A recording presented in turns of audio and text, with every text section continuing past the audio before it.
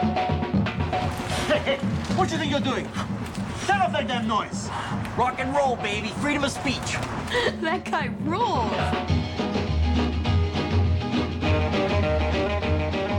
They can't believe we made it. We graduated high school. How totally amazing. I can't help but feel I had some small part in how you turned out.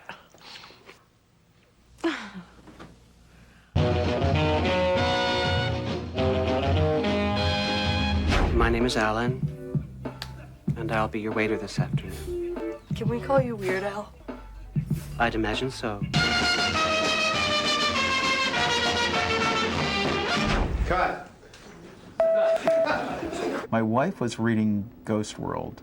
She was a big fan of it. She said, oh, you should really read this. This would make a great film. Terry Zwigoff was the director of the documentary Crumb, which won all the awards that documentaries can win. And after that, he was told by everybody that the one thing you don't want to do is make another film based on a comic book. And I read it and I liked it. I appreciated it as a comic book. What I also appreciated about it was how great Dan was with dialogue and character. He had created these two memorable characters. Wow, this is so bad, it's almost good. This is so bad it's gone past good and back to bad again. After I first met Terry, that contributed a big amount of why I wanted to do this part, because his sense of humor is so fantastic. Okay, that's you know, if that's it. Mm-hmm. Enid, I sort of felt very similar dilemma to what she's going through in the film when I was her age. I still feel to some degree she's an outsider. She doesn't quite fit in. What? What? I have to go to summer school and take some stupid art class. Why? God, I didn't think that just because you get an F, you have to take the whole class over again. Loser.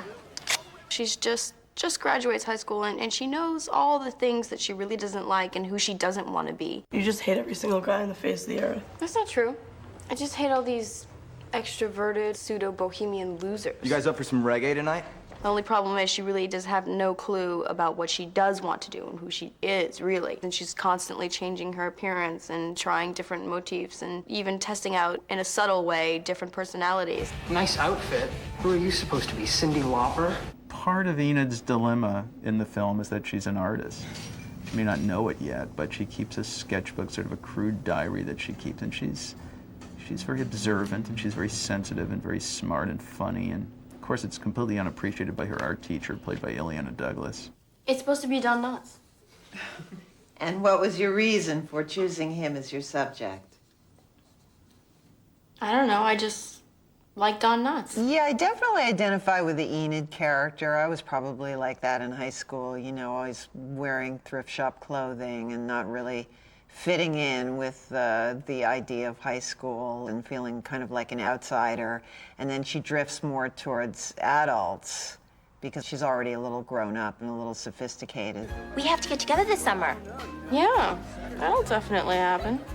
Thora looks uncannily like the character in the comic book. She's a terrific actress, and she has this huge range of emotion that's very subtle.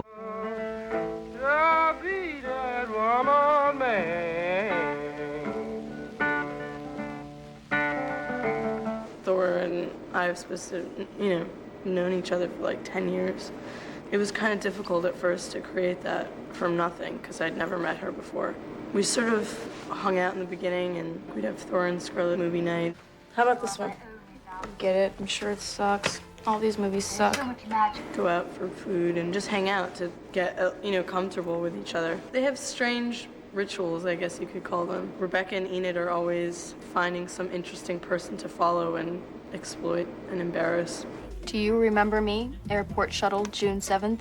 You, striking blonde with yellow dress. I was the bookish fellow in the green cardigan who helped you find your contact lens. Am I crazy, or did we have a moment? Oh, that's so pathetic. I mean, she probably didn't even notice him. I know, and he's like psychotically obsessing over every little detail.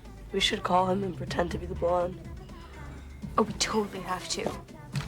Hi, it's me. You're striking blonde. Of course I remember you. Let's get together for lunch sometime.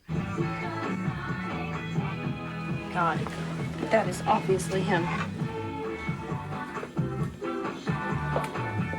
I play that guy. His name is Seymour. Oh my God. It's him.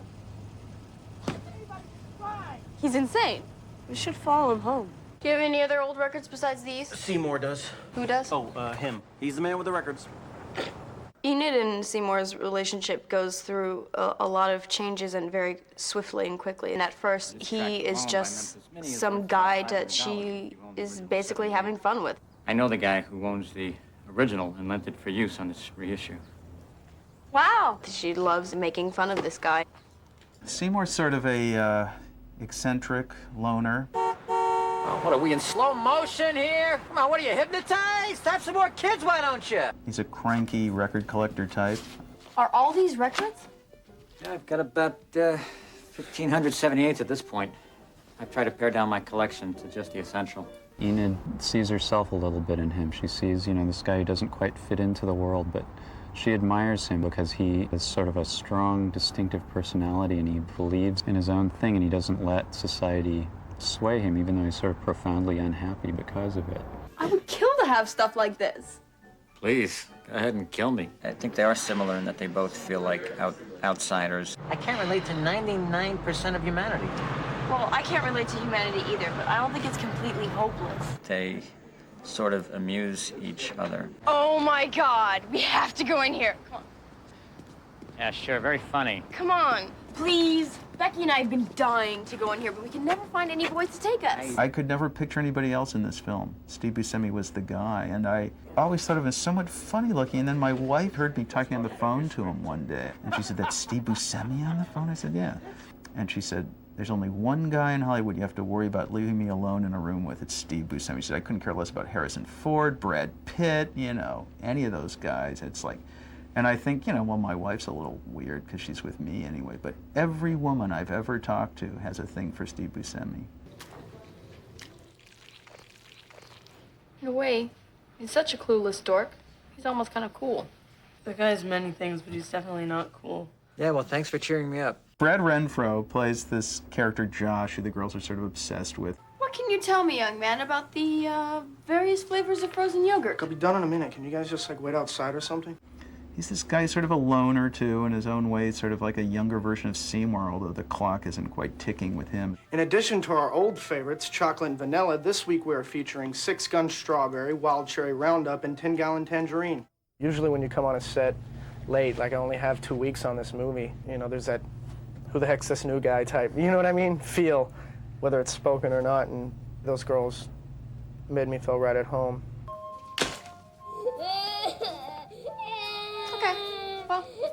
See you later, Josh. Rebecca is definitely the one that has the head on her shoulders, and she's sort of heading in the right direction. So when are you gonna get a job? They're very close, and yet they're kind of growing apart, and they've spent so much time together that it's almost like a marriage. Great. What?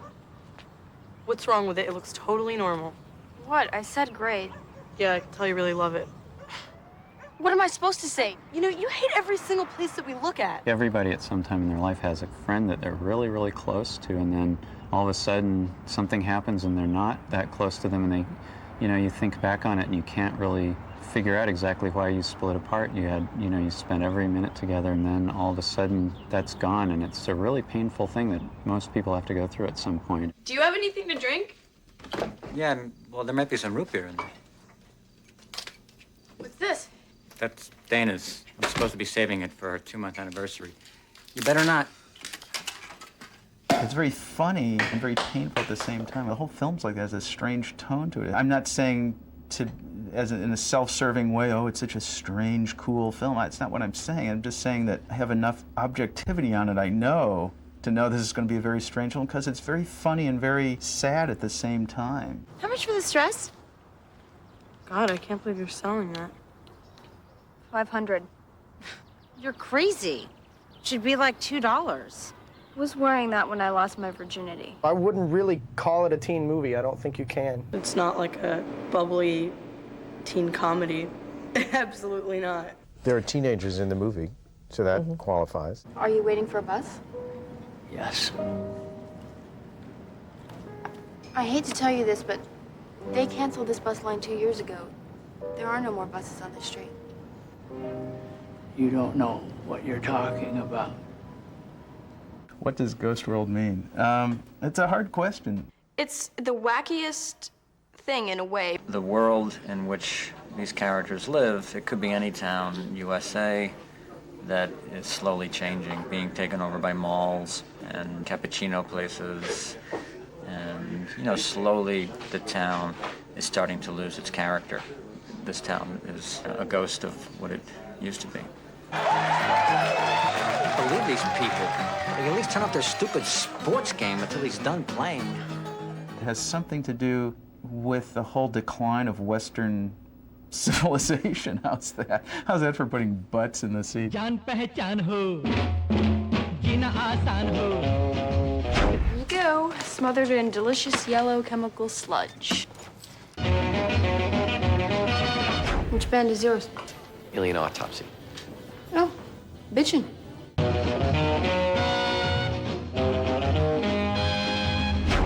Hey! Hey, you! How many times I tell you? No chef, no service. Get the hell out of my store. What do you think this is, Club Med? It's America, dude. Learn the rules. Loosen up. Feel the music.